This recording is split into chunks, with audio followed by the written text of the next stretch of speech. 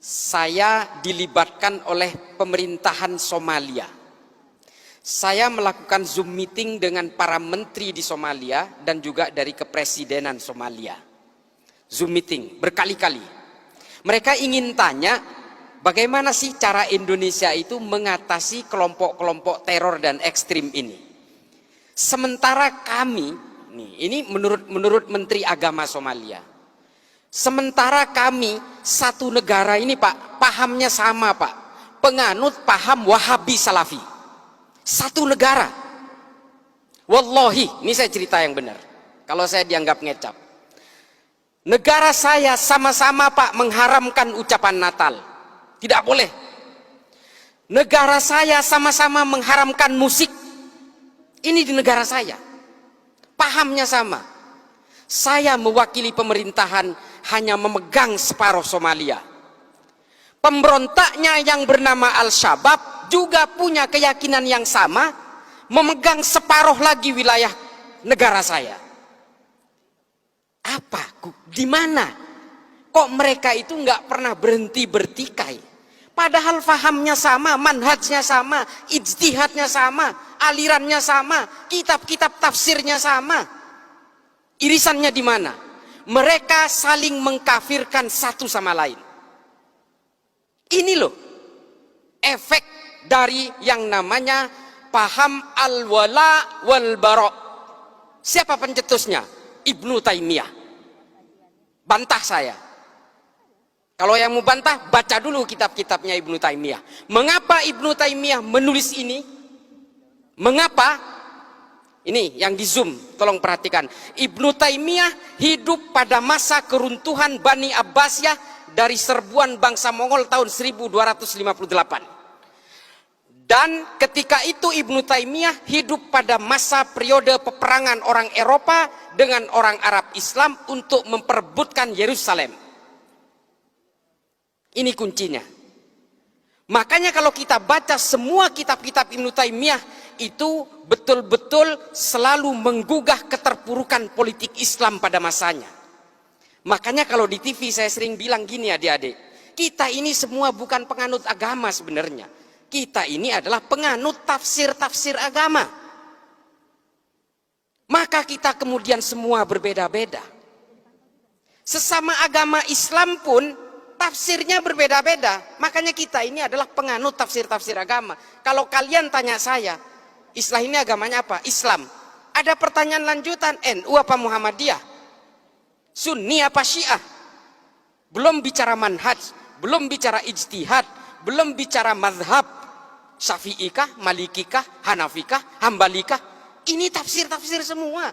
Sesama Islam, sesama Syafi'i, sesama NU pun masih aja yang satu pengusung khilafah, yang satu bukan. Ini tafsir lagi. Ini loh. Makanya kemudian kita itu, saya sering sekali saya berbicara di media ini. Janganlah kemudian kalian mengklaim kebenaran-kebenaran itu. Karena Allah itu betul-betul menekankan dengan cetak tebal dalam Al-Quran itu. Bahwa saya menciptakan manusia ini dalam segala perbedaannya. Baik bersuku-suku, berbangsa-bangsa, dengan tafsir-tafsirnya, beragama yang berbeda, dengan konsep lita'arofu. Ini loh. Lita'arofu itu apa? Saling mengenallah kalian, berinteraksilah kalian dengan segala perbedaannya. Perbedaan ini sunnatullah. Adik yang tidak pakai hijab, Islam. Hah? Hindu. Saya tahu, dia Hindu, nggak pakai hijab, karena dia itu lahir dari orang tua beragama Hindu. Yang di depannya kan pakai hijab, karena lahir dari orang tua beragama Islam. Ini takdir-takdir kelahiran dan keimanan itu tidak bisa dipisah begitu saja, Dek. Lalu kalau kalian merasa paling benar, mengklaim paling kebenaran itu ada di pihak saya, kalian akan belajar tentang kebencian dan perbedaan itu dan kalian melawan sunnatullah. Ini loh yang kita ingin gugah hari ini, kenapa saya harus datang ke sini. Dan semua klaim-klaim kebenaran, hegemoni kebenaran itu kemudian datang berlipat-lipat, berlapis-lapis dengan kepentingan-kepentingan politik. Makanya kemudian ajaran-ajaran Ibnu Taimiyah itu diimplementasikan dalam gerakan-gerakan kemerdekaan Saudi dari cengkraman Kekaisaran Ottoman pada zamannya. Lalu kemudian keterpurukan politik Islam di Mesir dijadikan juga sebagai acuan-acuan oleh Said Qutb dalam Jahiliyatul Qarnil dari Fidilalil Quran dan juga Malim fil Thariq. Dari situ kemudian berkembang ditulis oleh Muhammad Qutb dengan Jahiliyatul Qarnin Isrin.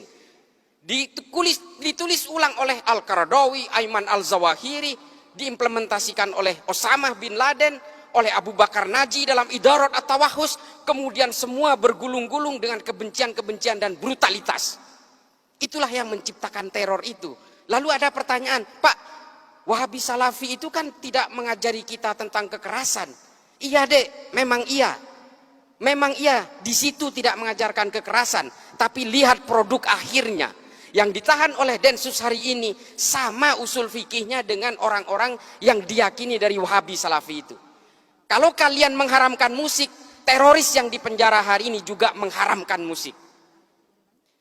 Nih, kalau kalian mau tahu, yang kalian haramkan pajak dan perbankan dan sebagainya itu, teroris yang ditangkap Densus juga pemahamannya sama. Pemahaman fikihnya sama. Ini loh, kalau kalian itu sekarang tidak mau menyanyikan lagu Indonesia Raya, hormat bendera dan sebagainya, mengharamkan wayang dan sebagainya, itu loh, teroris yang dipenjara itu juga sama. Ini kisah yang pertama tentang Somalia. Somalia hari ini tidak berhasil menenteramkan rakyatnya karena saling mengkafirkan satu sama lain dengan tafsir-tafsir agama yang sama. Apakah kemudian kita mau menyimplifikasi gerakan-gerakan seperti ini? Ada disclaimer, oh itu kan tergantung orangnya. Iya. Yang namanya Al-Shabaab, nih saya kasih tahu, yang namanya Al-Shabaab itu berasal dari 32 orang yang aktif dalam kajian Islam di dalam ketentaraan Somalia. Namanya kajian Islam Al-Ittihad Al-Islamiyah. Nama pemimpinnya siapa? Kolonel Muhammad Hasan. Setelah dia berkembang di dalam pengajian itu, jumlahnya makin banyak, lalu dia merekrut penjahat-penjahat jalanan dan bajak laut di Somalia. Sehingga entitas mereka membesar, lalu dia mengambil senjata di gudang-gudang senjata di barak-barak mereka, lalu mereka berdiri menjadi kekuatan besar yang namanya Al-Shabaab. Dan mereka sulit dikendalikan hari ini. Mereka berkembang ke Somaliland, Tanzania, Eritrea, dan ke negara-negara tanduk Afrika. Atas nama apa? Atas nama agama. Apakah agama ini memang diciptakan untuk saling membenci? Apakah agama ini memang diciptakan untuk saling mengkafirkan? Fungsi agama adalah menertibkan manusia. Kalau kemudian ada orang yang dengan memeluk agama, memeluk keyakinan agama, tiba-tiba dia tidak merasa tentram, gelisah dengan keimanan orang lain, ingin mengkafir-kafirkan orang lain, bukan salah agamanya, Dek, salah tafsirnya. Makanya saya bilang kita ini adalah penganut tafsir-tafsir agama. Lalu apa sikap kita kalau kita ingin dikatakan orang yang beragama? Jangan karena beragama membenci orang lain, mengkafir-kafirkan orang lain, lalu kemudian orang lain jika berbeda dengan kalian dinerakakan. Setelah kalian merasa sudah tidak punya dosa, lalu sibuk menghitung dosa orang lain. Ini artis hijrah tuh kelakuannya tuh. Dulu pemain musik setelah merasa hijrah mengharamkan musik. Teman-temannya yang lagi bermain musik diharam-haramkan, dineraka-nerakakan. Tuh kelakuannya. Setelah dirinya merasa tobat, lalu dia sibuk menghitung dosa orang lain. Ini karena tafsir-tafsir al-wala wal-bara itu loh. Ini betul-betul menjadi concern saya. Makanya kalau kalian lihat di TV, saya selalu menentang ini. Ayolah bawa agama Islam ini, termasuk agama-agama lain ini, tolong bawa deh ke dalam arah kedamaian, anti kebencian, anti kekerasan. Itu baru beragama namanya.